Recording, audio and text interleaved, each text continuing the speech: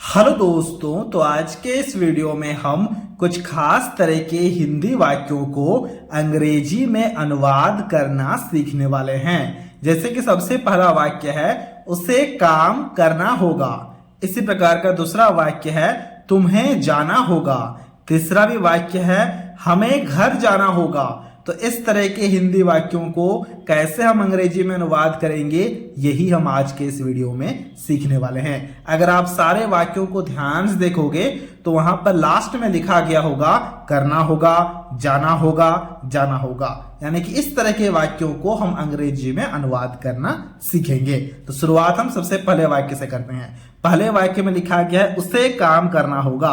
अब हम मान के चलते हैं कि यहां पर जो उसे लिखा गया है ना, वो कोई एक पुरुष है, तो इसलिए हम यहां पर ही शब्द का प्रयोग करेंगे, क्योंकि वह के लिए हम ही शब्द का प्रयोग करते हैं जब कोई पुरुष हो, तो इसलिए हमने यहां पर ही शब्द का प्रयोग किया। फिर देखो लिखा गया करना होगा।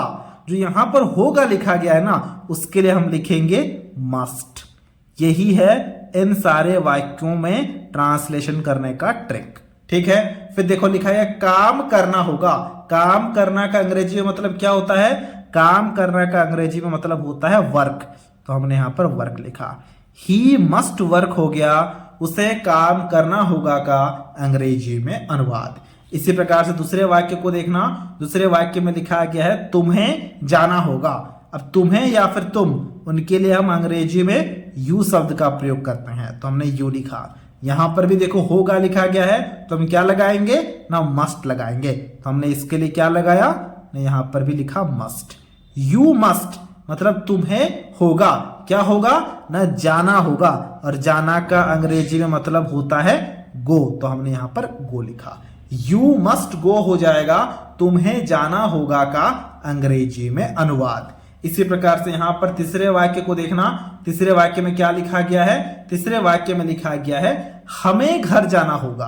अब देखो तुम्हें नहीं लिखा गया है, अब लिखा गया है हमें। हमें या फिर हम, इनका अंग्रेजी में मतलब होता है वी, तो हमने यहां पर वी लिखा। फिर देखो होगा लिखा गया है, इसके लिए यहां पर भी हमें मस्ट लिखना होगा, तो हमने यहां पर भी मस्ट लिखा। फिर देखो जाना लिखा गया है। वी मस्ट का मतलब हो गया हमें होगा, फिर जाना के लिए लिखना होगा गो। वी मस्ट गो मतलब हमें जाना होगा। कहां जाना होगा ना, घर जाना होगा। घर का अंग्रेजी में मतलब होता है होम, तो हमने यहां पर होम लिखा। वी मस्ट गो होम हो जाएगा हमें घर जाना होगा का अंग्रेजी में अनुवाद। इसी प्रकार से चौथे वाक्य को देखना। चौथे वाक्य में लिखा गया है मुझे पढ़ना होगा। चाहे मुझे लिखा गया हो या फिर मैं लिखा गया हो, अंग्रेजी में हम आई शब्द का प्रयोग करते हैं। होगा लिखा गया है, उसके लिए मस्ट लिखना होगा। आई मस्ट मतलब मुझे होगा, क्या होगा ना, पढ़ना होगा। पढ़ना का अंग्रेजी में मतलब होता है स्टडी। आप यहां पर स्टडी भी लिख सकते हो, आप यहां पर रीड शब्द का भी प्रयोग कर सकते हो, तो हम यहां पर स्टडी लिखेंगे। आई मस्ट स्टडी, इसका मतलब मुझे पढ़ना होगा। ठीक है। इसी प्रकार से पांचवें वाक्य को देखना, काफी इंटरेस्टिंग है। पांचवें वाक्य में लिखा गया है उसे खाना बनाना होगा।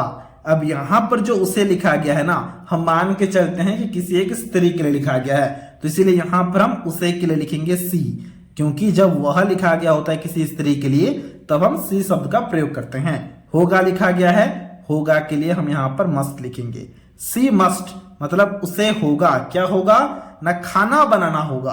खाना बनाना का अंग्रेजी में मतलब होता है कुक, तो हम यहां पर लिखेंगे कुक। सी मस्ट कुक हो जाएगा उसे खाना बनाना होगा का अंग्रेजी में अनुवाद। अब इसी प्रकार से एक वाक्य दिया गया है, अब इसके ट्रांसलेशन को अभी आपको खुद से करना है। ट्रांसलेशन में लिखा गया है तुम्हें आना होगा। अब आपको इसके ट्रांसलेशन को खुद से करना है और हमसे कमेंट बॉक्स में जरूर से जरूर शेयर करना है। यहां पर जो आना लिखा गया है ना, आना का अंग्रेजी में मतलब होता है कम।